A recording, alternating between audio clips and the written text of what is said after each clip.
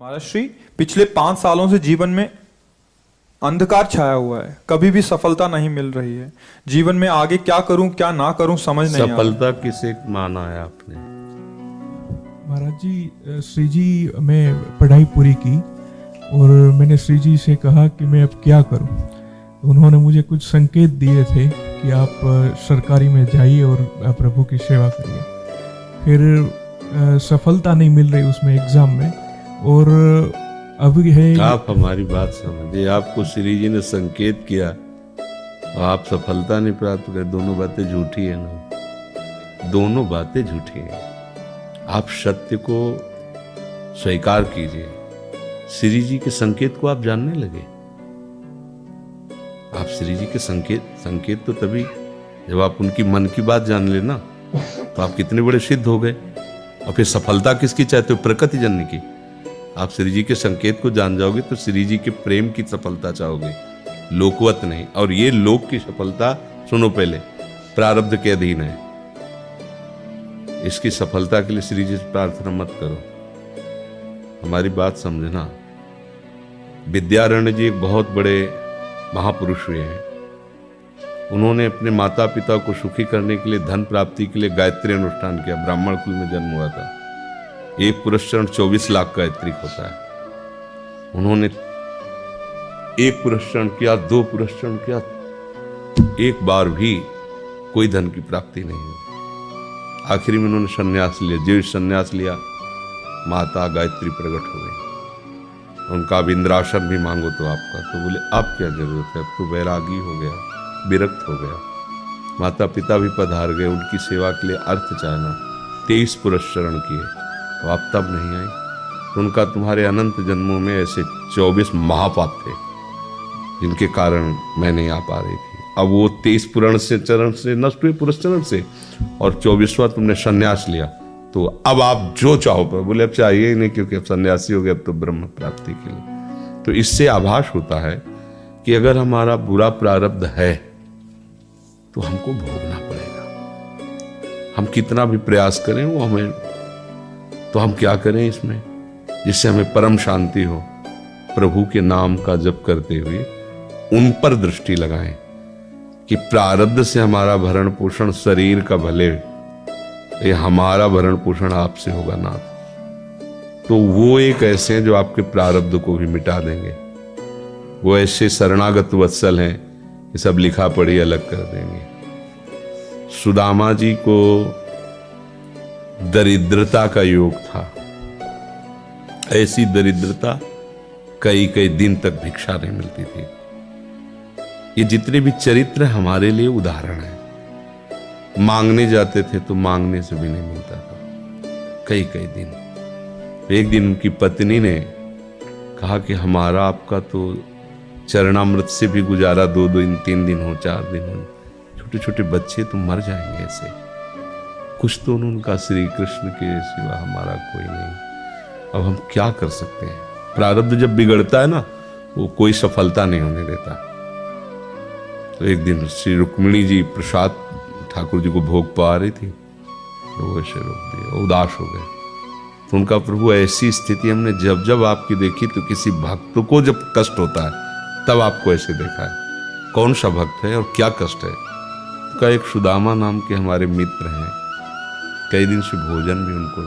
प्रभु आपके मित्र और मैं आपकी दासी, महालक्ष्मी का अवतार रुक्मिणी, आप हुक्म कीजिए। लोक लोक की संपत्ति वहां। बोले उसको चाह नहीं है, हमारे मित्र को चाह नहीं है, और चाह ना होने पर हम विवश हैं। अगर वो चाह कर ले तो सारी व्यवस्था हो जाए। बोले पैदा करो जाके चाह। बोले उनके हृदय में तो नहीं पैदा कर सकते, हम भी, क्योंकि जिस हृदय में भगवान का आश्रय और निरंतर चिंतन है, वहां माया की चाह नहीं होती। बोले उनकी पत्नी के हृदय में, बोले प्रयास करते हैं जाके। भगवान संत वेश में गए, भिक्षाम दे निकली। अतिथि का सत्कार करना गृहस्थ का धर्म होता है। हाथ जोड़ा और कहा, हम असमर्थ हैं, आपको भिक्षा नहीं दे सकते।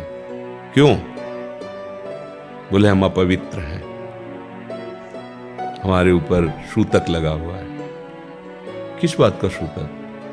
हमने एक पुत्र जन्मा है, तो ठीक है हम 10-12 दिन बाद आ जाएंगे। बोले नहीं, आजीवन अपवित्र रहेंगे। वैसा कौन सा? बोले दरिद्रता रूपी। विद्वान की पत्नी है तो ऐसे उनका दरिद्रता रूपी पुत्र का जन्म, अर्थात सीधे कि मैं नहीं दे सकती या देने योग्य नहीं, ऐसा न कहे उनका मैं अपवित्र हूं। उनका दरिद्र कैसे हो सकती हो? जिनके पति के मित्र द्वारिकाधीश भगवान श्री कृष्ण है, वो दरिद्र कैसे हो सकता है? एक बार कहो ना अपने पति से। चले गए।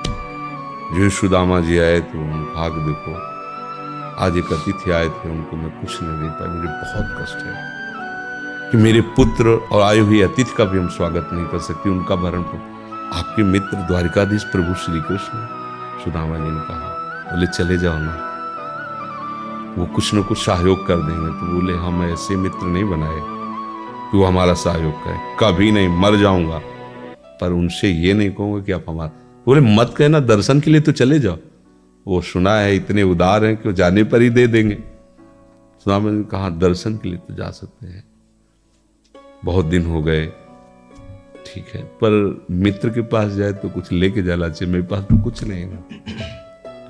पड़ोस में जैसे किसी से मांगने गई तो, अरे समय जब बिगड़ता कोई नहीं होता साथ। एक ने थोड़ी उदारता दिखाई तो चावल पछोरने पर जो आगे कणका होते चावल के, जो प्राय वो लिए सुदामा जी ने कहा हमारे प्रभु भाव के भूखे, कुछ ले जाएंगे, खाली हाथ तो नहीं है।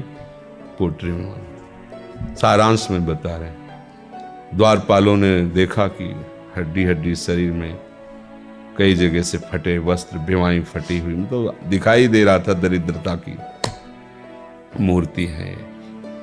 तो उनका किससे मिलना है तुमको? तो उनका श्री कृष्ण से। बोले संभाल के बोलो, क्योंकि पार्षद है, अनंत कोट ब्रह्मांडों के नायक प्रभु के ऐसे बोले कोई श्री कृष्ण को ऐसे गली आए, उनका जाके तो तुम बोलो ना, श्री कृष्ण से जाके कह दो कि एक सुदामा नाम के ब्राह्मण आए हुए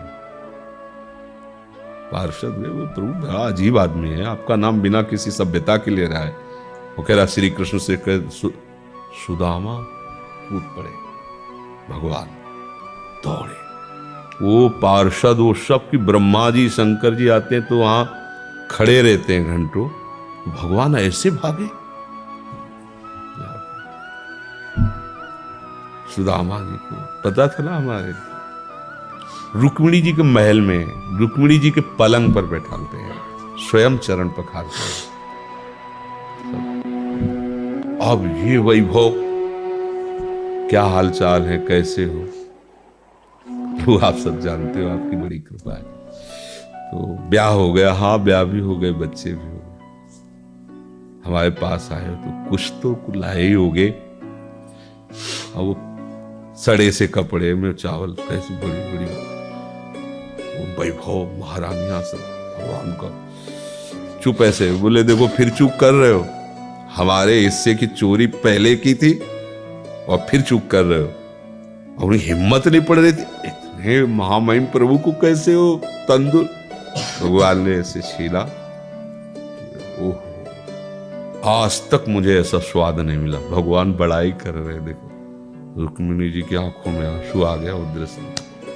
भगवान पकड़ लिया हाथ, बस प्रभु हम आपके सिवा नहीं रह सकती हो। भगवान तो सुदामा जी का स्वागत सम्मान, अच्छे कपड़े पहनाए।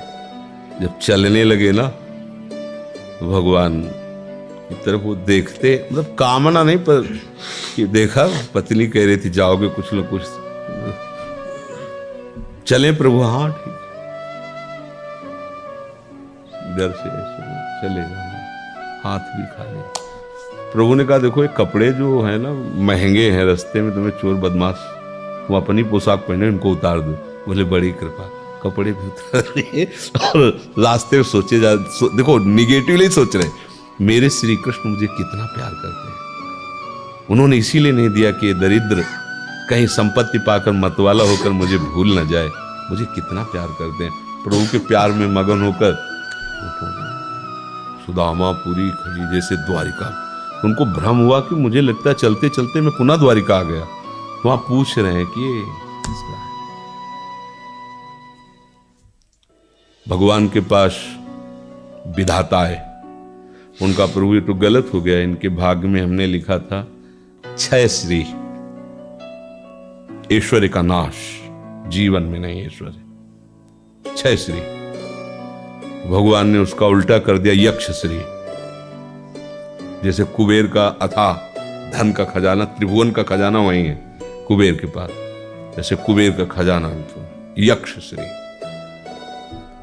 तो कहा प्रभु, तो उनका इन्होंने एक पुण्य किया है, अनंत ब्रह्मांडों के समस्त जीवों को तृप्त कर दिया है। प्रभु खुद को खाने को नहीं तृप्त, बोले मेरे रोम रोम में करोड़ करोड़ ब्रह्मांड वास करते हैं और इनके तंदुलों से मैं तृप्त हो गया। अनंत ब्रह्मांडों का भंडारा हो गया, उसका जो पुण्य होता है लिख दो इनके भाग्य में। अब किसी की चलेगी प्रभु के आगे? तो एकमात्र प्रारब्ध को मिटाने वाले भगवान है, कर तुम अकर तुम अन्यथा कर तुम। तो आप भगवान की शरण होकर उनका नाम जप कीजिए और उनसे प्रार्थना कीजिए कि आपको उचित लगे तो समस्या का समाधान कर दीजिए, नहीं तो मुझे समस्या से लड़ने का बल और विवेक दीजिए, बात बन जाएगी।